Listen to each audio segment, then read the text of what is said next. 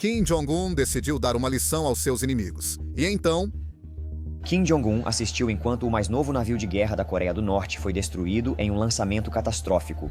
a Coreia do Norte ficou exposta e humilhada diante do mundo.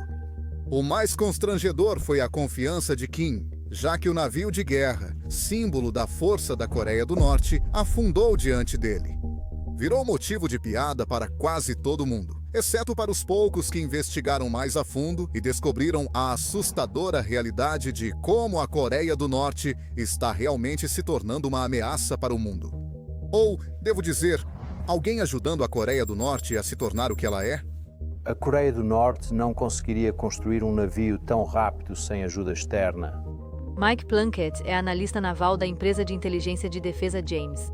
Então, como a Coreia do Norte se envergonhou? E como ela expôs esse lado assustador?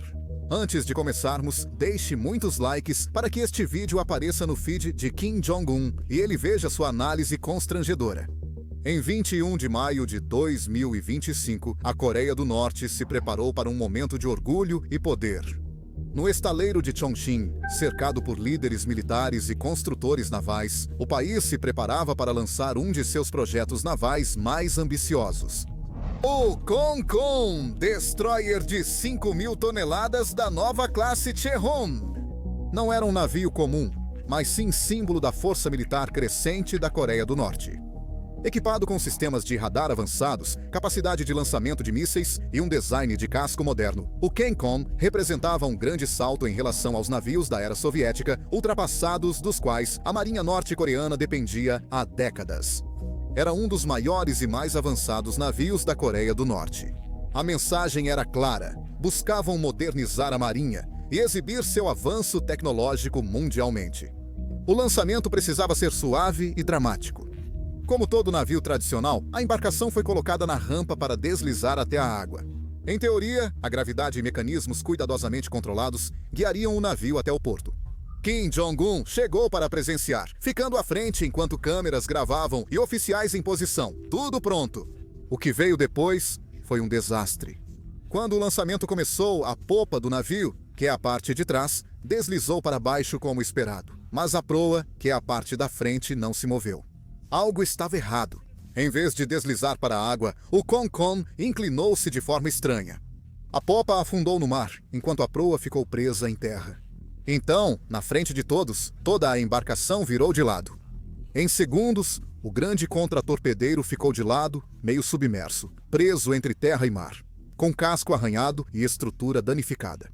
E tudo isso aconteceu com o líder supremo da Coreia do Norte a poucos metros de distância. Enfim, boa sorte para os oficiais que estavam no comando.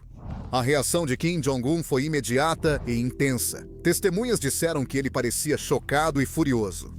A mídia estatal, que raramente admite erros, depois o citou chamando o incidente de ato criminoso por negligência absoluta.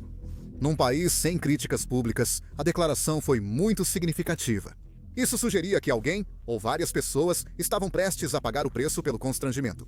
Imagens do satélite com falha logo circularam após o lançamento, o que foi um grande problema para um regime que valoriza sigilo e controle.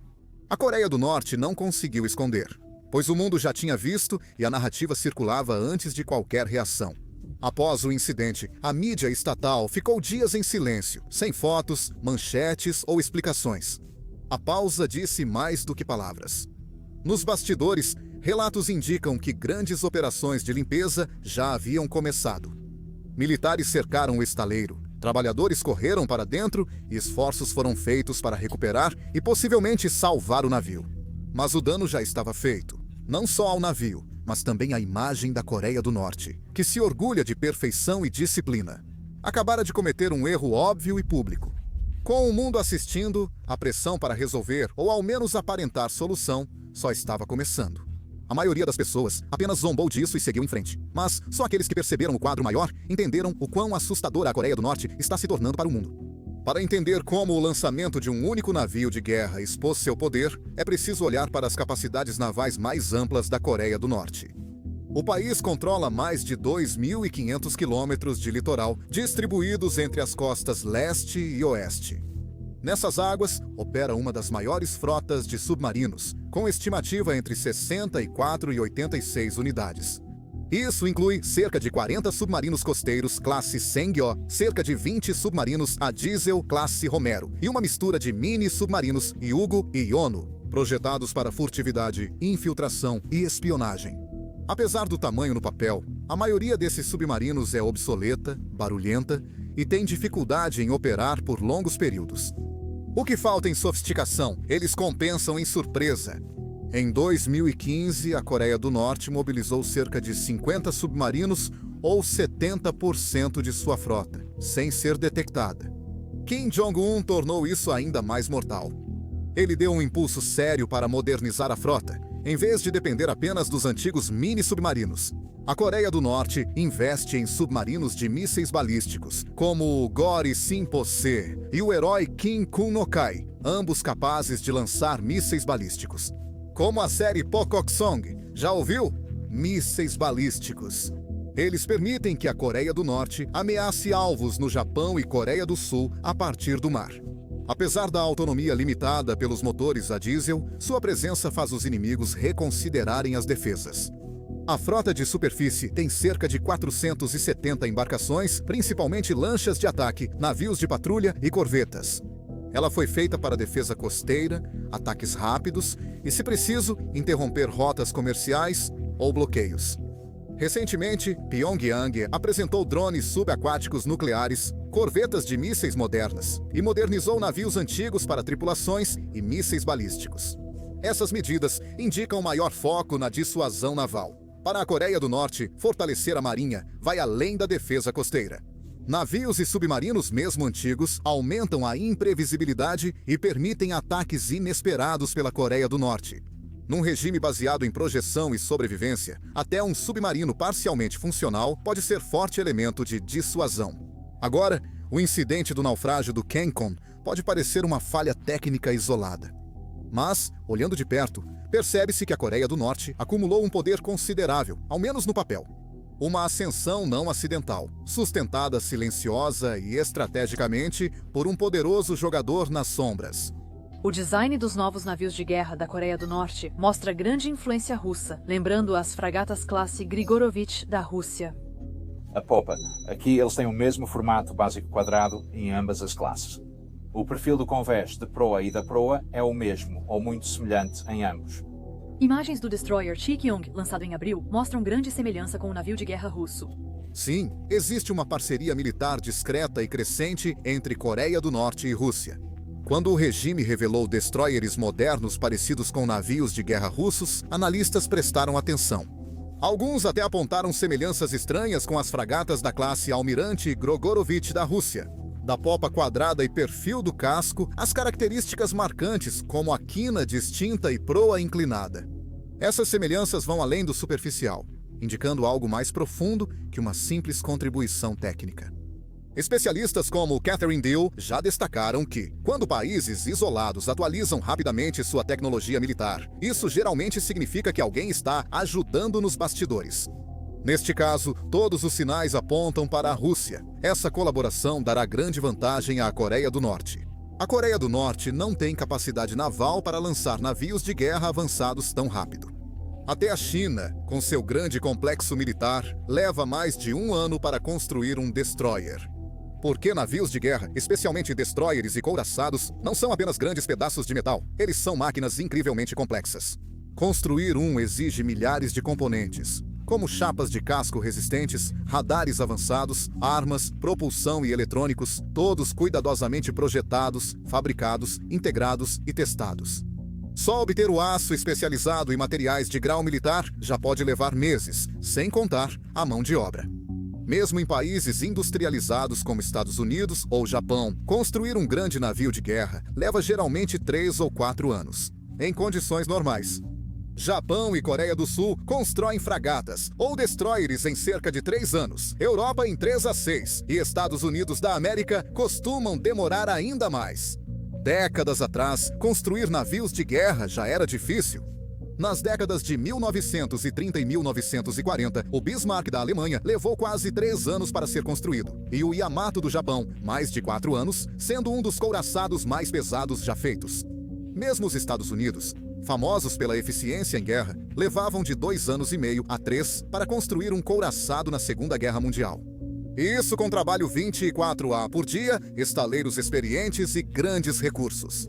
Para a Coreia do Norte, com poucos recursos, poucos construtores navais qualificados e infraestrutura defasada, lançar 2 navios de guerra avançados em 400 dias é um grande sinal de alerta. Ou os navios estão longe de serem tão capazes quanto parecem, ou alguém está ajudando eles a fazer isso, e nesse caso é obviamente a Rússia. E não são só os projetos, há sinais de equipamentos russos a bordo também. Analistas identificaram os sistemas de defesa antimísseis de curto alcance Pian-Sir-M nos navios, que é um sistema que a Rússia nunca exportou para ninguém. Esse tipo de transferência não é comum. Segundo especialistas como Keir Giles, Moscou só compartilha essa tecnologia com países com os quais busca laços mais profundos. Então, a Coreia do Norte deve estar se dando muito bem, certo? Bem, a realidade é bem diferente do que você imagina. Um homem sábio disse: não há inimigos ou amigos permanentes, só interesses permanentes. Então, o que a Rússia ganha com isso? Desde a guerra na Ucrânia e as sanções, a Rússia busca parcerias para contornar restrições globais. E a Coreia do Norte se encaixa perfeitamente nesse perfil. Para Kim Jong-un, todos ganham. Ele obtém tecnologia avançada e a Rússia ganha um parceiro leal no leste asiático. A visita de Kim à base da Frota do Pacífico da Rússia em 2023 agora parece mais importante. Olhando para trás, o que foi publicamente chamado de uma turnê de boa vontade pode ter sido, na verdade, uma negociação nos bastidores. Um acordo comercial envolvendo tecnologia naval em troca de armas, apoio diplomático ou até mesmo recursos naturais. Relatórios de inteligência indicam que a Rússia está financiando o envio de milhares de soldados norte-coreanos para apoiar sua guerra na Ucrânia. Autoridades ucranianas dizem que mais de 11 mil soldados norte-coreanos já foram enviados para frentes como Kursk, podendo chegar a 15 mil com as rotações de tropas. Fontes afirmam que até 10 mil soldados norte-coreanos podem ser enviados à Rússia em um ano. Os pagamentos são significativos. Estima-se que a Rússia esteja pagando cerca de $2.000 por soldado a cada mês. Isso dá mais de $22 milhões para 11 mil soldados, e isso pode crescer rapidamente. Mas aqui está o problema. Analistas dizem que a maior parte desse dinheiro pode nunca chegar aos soldados. Na Coreia do Norte, com salário médio mensal abaixo de $1, Kim Jong-un e seu círculo devem ficar com a maior parte dos lucros. Para Putin, a parceria resolve 2 problemas. Alivia a pressão interna ao terceirizar mão de obra e mantém o ritmo da invasão. Mesmo com menos munições russas e mais baixas, o apoio da Coreia do Norte começou no fim de 2022 com projéteis de artilharia e depois incluiu mísseis balísticos. Agora há soldados no solo, alguns de unidades de elite altamente treinadas. Tropas ucranianas dizem que esses soldados recebem ordens para se matar em vez de serem capturados. Para a Coreia do Norte, a recompensa não é só dinheiro. O valor real está no acesso à experiência militar russa. Em troca do seu apoio, acredita-se que Pyongyang esteja recebendo tecnologias avançadas que podem aprimorar seus próprios sistemas de submarinos, programas de mísseis e capacidades antiaéreas. Tudo isso explicaria como a Coreia do Norte, um país sob pesadas sanções e pressão econômica, de repente, começou a lançar navios de guerra avançados. E em 2024, a parceria atingiu o auge. Em junho de 2024, o presidente russo Vladimir Putin e o líder norte-coreano Kim Jong-un assinaram um novo acordo abrangente, prometendo ajuda mútua. Se qualquer um dos países enfrentar uma chamada agressão, isso significa que, se qualquer um dos países for atacado, o outro é obrigado a fornecer assistência militar imediata e outros tipos de ajuda por todos os meios disponíveis. Embora os detalhes completos não tenham sido divulgados, ambos os líderes descreveram o acordo como uma grande atualização, possivelmente a conexão mais forte entre Moscou e Pyongyang desde a Guerra Fria. Esse acordo abrange tudo, desde segurança e comércio até investimento, laços culturais e humanitários. Mas o momento e o contexto dizem muito. A visita de Putin a Pyongyang, após 24 anos, ocorreu enquanto o Ocidente se preocupava com um acordo de armas por ajuda. A Coreia do Norte fornece à Rússia munições essenciais e, em troca, recebe apoio econômico e tecnologia militar avançada que pode impulsionar os programas nuclear e de mísseis de Kim. Durante a cúpula, Kim chamou a relação de amizade ardente e o acordo de tratado mais forte já feito, colocando a Rússia e a Coreia do Norte no nível de uma aliança formal. Ele declarou total apoio à guerra da Rússia na Ucrânia. Putin chamou o acordo de inovador, indicando que ambos os países querem elevar a relação a um novo nível estratégico. Relacionamento baseado em interesses e inimigos comuns. Mas a verdade é que algo pode destruir toda a força e poder que a Coreia do Norte acumulou. Números podem assustar, mas na luta real, experiência é fundamental. É exatamente aí que a Coreia do Norte fica para trás. Suas tropas e equipamentos permanecem em grande parte não testados em guerras modernas. Os raros vislumbres da presença deles na Ucrânia mostram uma imagem constrangedora. Relatos indicam que unidades norte-coreanas, mal treinadas e confusas, atiraram por engano nas forças russas em vez de nas ucranianas. Mas não é só sobre os soldados. Até o equipamento é questionável, devido ao modo como é projetado e fabricado. O exemplo perfeito é o incidente recente, ou melhor, seu lado menos conhecido e constrangedor exposto. Para entender o que ocorreu com CANCOM, é preciso analisar o panorama do programa naval da Coreia do Norte. Esse lançamento fracassado não foi só um navio tombando, mas um sinal de uma abordagem apressada e arriscada no desenvolvimento militar. Nos últimos anos, a Coreia do Norte investiu fortemente na modernização de suas forças armadas, especialmente na Marinha. Como mencionamos no início, por décadas, a frota naval da Coreia do Norte foi composta por navios antigos e ultrapassados. Inspirados em projetos soviéticos dos anos 1950 e 1960, esses navios não são famosos pelo desempenho. Eles são lentos, levemente armados e alvos fáceis para marinhas modernas como as da Coreia do Sul ou dos Estados Unidos. Para reduzir essa diferença, a Coreia do Norte iniciou a construção do destroyer classe Cheon. Foram projetados para serem grandes, modernos e equipados com sistemas típicos de marinhas avançadas. O CANCOM foi o segundo navio da classe, após o Cheohyun, lançado em 2023. A classe Cheohyun impressiona à primeira vista. Os navios têm cerca de 5.000 toneladas, tamanho suficiente para serem levados a sério. Eles apresentam uma torre de radar com aparência moderna, o que parecem ser células de lançamento vertical de mísseis e ângulos inspirados em tecnologia stealth no design do casco. Aparência nem sempre é desempenho. Apesar da aparência moderna dos navios, pessoas internas e analistas de satélite questionam seriamente o que há em seu interior, especialmente quando você considera a rapidez com que eles foram construídos. Então, como a Coreia do Norte conseguiu construí-los tão rapidamente? Imagens de satélite revelaram soldagem apressada, painéis irregulares no casco e pintura inconsistente. Especialistas acham que radares, sonares e eletrônicos de mísseis internos possivelmente estão inacabados ou sem testes. No momento do lançamento, até mesmo o equilíbrio geral do navio parecia estar errado. Na hora do lançamento, a popa entrou na água antes e a proa ficou presa, indicando o erro na distribuição de peso. Isso não é apenas um pequeno erro para um navio desse tamanho. Errar no equilíbrio pode levar exatamente ao que aconteceu. Isso não é apenas especulação. O exército da Coreia do Sul declarou oficialmente que o navio foi visto deitado de lado na água. O Centro de Estudos Estratégicos e Internacionais dos Estados Unidos, o Centro de Estudos Estratégicos e Internacionais, após analisar imagens de satélite, explicou que o navio não estava devidamente apoiado. Ao se mover, girou de lado, ficando metade na água e metade presa em terra. Outro ponto importante, o estaleiro Chongqing, onde ocorreu o lançamento, não é militar. Ele sempre fabricou navios de carga e pesca, não de guerra.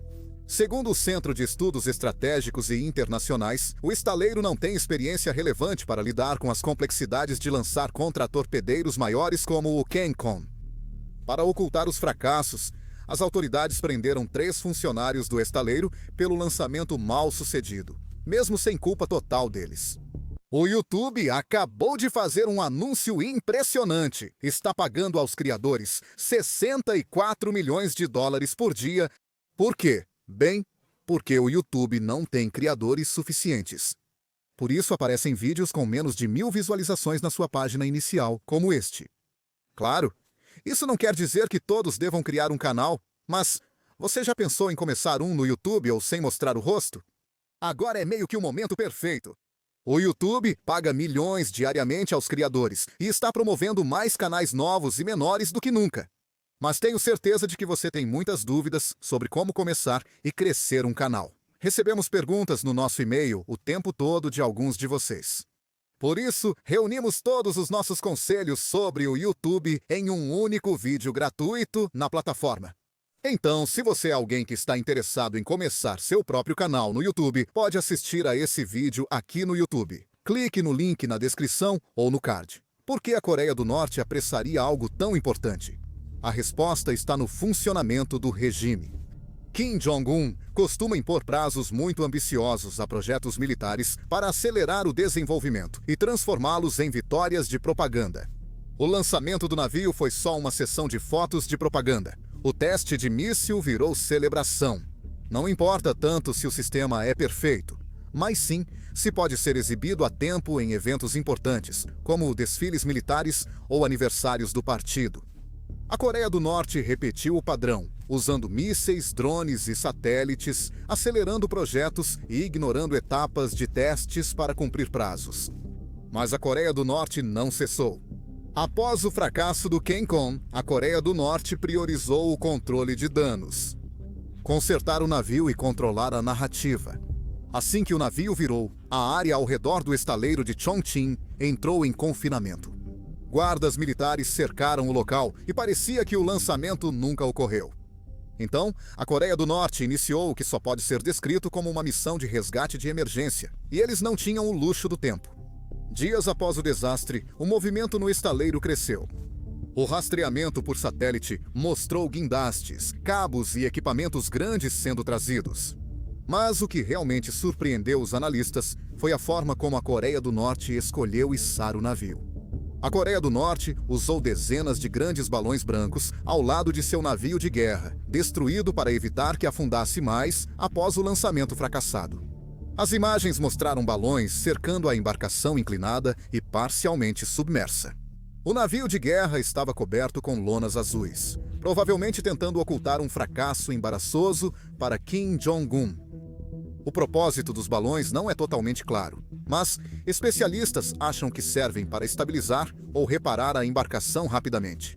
Analistas sugerem que as manchas brancas são aeronaves aerostáticas como dirigíveis, baseando-se no formato e nas aletas da cauda, que usam gás para flutuar no ar ou na água. Parece o que aparenta. Os balões foram instalados não para reflutuar o navio, mas para evitar que ele afunde mais, disse o deputado sul-coreano Yoo Yong-won, analista militar, à CNN. O processo levou vários dias, talvez até semanas, mas lentamente o Kencon começou a voltar à posição vertical. No início de junho, o navio foi discretamente transferido de Chongqing para o estaleiro Niajin, mais ao norte da costa nordeste. Provavelmente fizeram isso para remover o navio da área da falha e seguir com os reparos em ambiente mais controlado. Sem informações oficiais, mas imagens de satélite mostraram o Kencon atracado em Najin em restauração. Mas isso ainda não era uma boa notícia para o regime. Embora não tenhamos acesso direto, analistas acreditam que os sistemas elétricos e eletrônicos provavelmente foram os mais afetados. Quando um navio como este tomba e fica parcialmente submerso, a água pode invadir compartimentos que não estavam totalmente selados. Sistemas sensíveis como radar, unidades de controle de missão, equipamentos de navegação e aparelhos de comunicação são extremamente vulneráveis. A água salgada, especialmente, pode causar corrosão em poucos dias. Então, mesmo que o casco parecesse intacto por fora, por dentro provavelmente era outra história.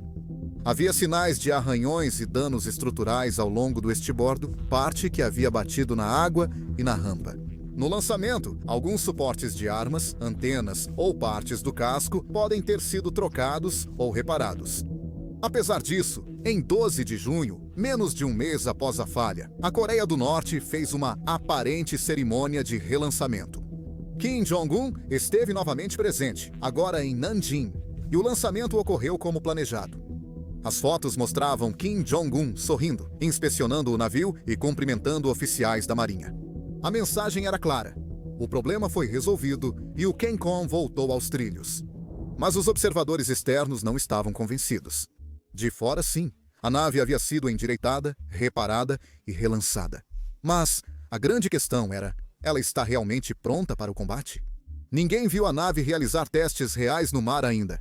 Não há evidências de que ela tenha navegado em mar aberto, nem imagens de testes de radar, lançamentos de mísseis ou até mesmo manobras básicas.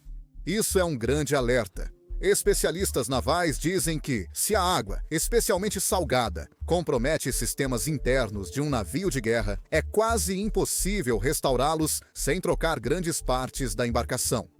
Isso requer tempo e equipamentos avançados, que a Coreia do Norte pode não ter acesso fácil. Embora o CENTCOM pareça consertado, ainda pode não estar operacional. Sinais indicam que a Coreia do Norte avança em planos para construir mais navios de guerra, possivelmente outro destroyer Cheryun, nos estaleiros de Chongqing e Nianpol. Na cerimônia de comissionamento do primeiro destroyer, Kim Jong-un afirmou que era só o começo. Ele afirmou: "Construiremos navios de guerra dessa classe também no próximo ano. Vamos seguir construindo destroyers multimissão todo ano. E sabe quem vai sofrer? São engenheiros e cientistas. Em muitos países, um lançamento fracassado de navio de guerra seria visto como revés técnico. Uma investigação começaria, possíveis acusações à equipe de engenharia, e tudo seguiria discretamente. Mas a Coreia do Norte não é como a maioria dos países. Neste regime, erros, especialmente os públicos, são tratados como crimes graves, e alguém sempre tem que pagar o preço." Ele apontou os culpados, incluindo líderes do Departamento de Munições e da indústria do partido e do Comitê Central. O Instituto de Dinâmica da Academia Estatal de Ciências, a Universidade de Tecnologia Kim-Chek, o Instituto Central de Projetos Navais e o estaleiro Chongqing sofreriam graves consequências.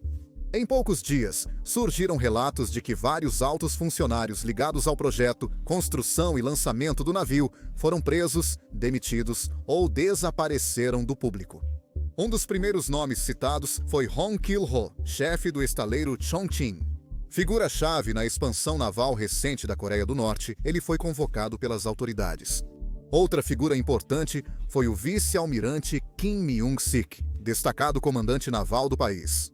Ele já tinha aparecido na mídia estatal e em fotos, geralmente ao lado de Kim Jong-un em inspeções e eventos. Após o lançamento fracassado, seu nome sumiu dos relatórios oficiais. Observadores perceberam que ele até sumiu de fotos recentes. Agora, em um país como a Coreia do Norte, quando alguém desaparece da mídia estatal, geralmente não é um bom sinal.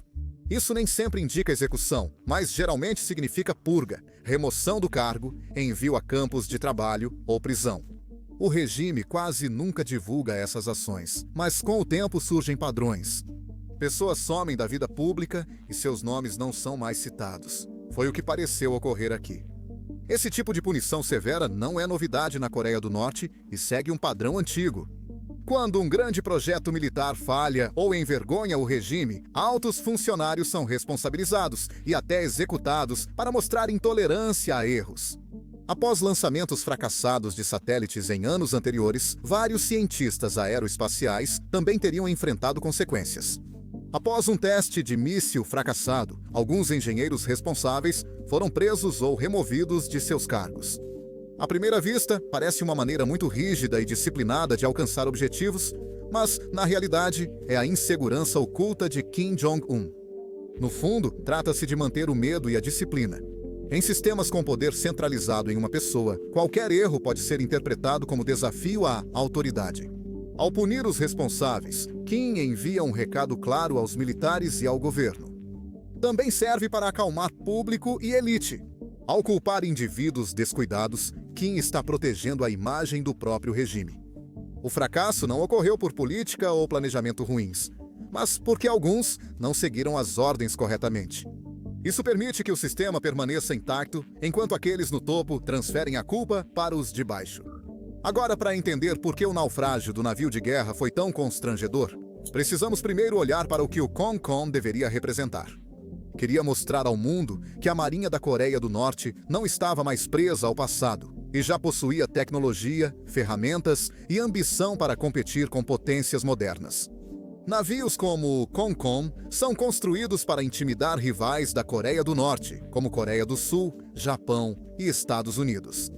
Ao mostrar navios de guerra avançados, a Coreia do Norte busca demonstrar força e intimidar inimigos. A adivinhação sobre um novo destroyer gera dúvidas e faz outros países questionarem a real capacidade da Coreia do Norte. Essa incerteza faz parte da sua defesa, mas às vezes a realidade é exposta para todos. Então, o lançamento fracassado levantou sérias dúvidas sobre a qualidade do fortalecimento militar da Coreia do Norte.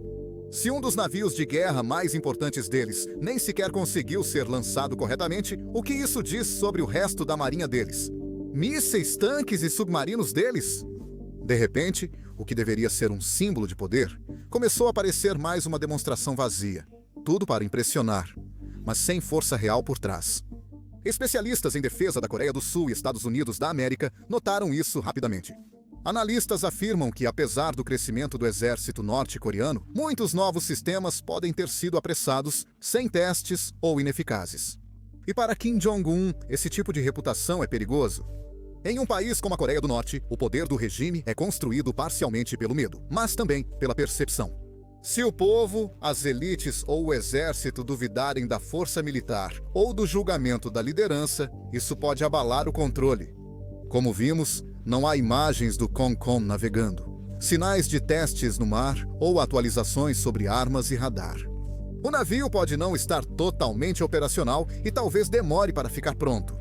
Mesmo sem plena funcionalidade, a presença dos navios norte-coreanos com apoio russo já altera o equilíbrio regional. Analistas como Victor Cha apontam que só a chance de destroyers norte-coreanos nucleares pode levar Coreia do Sul e Estados Unidos da América a reverem sua postura militar. Eles precisam gastar mais, planejar mais e se preparar para o que pode estar por vir. Por isso, a Coreia do Norte não pode fracassar publicamente sob um regime tão rígido. Um único erro no dia do lançamento ameaça essa ilusão de controle total. É por isso que erros como esse não são apenas falhas técnicas, eles representam enormes riscos políticos. Então, a Coreia do Norte parece forte, mas a realidade já está diante do mundo.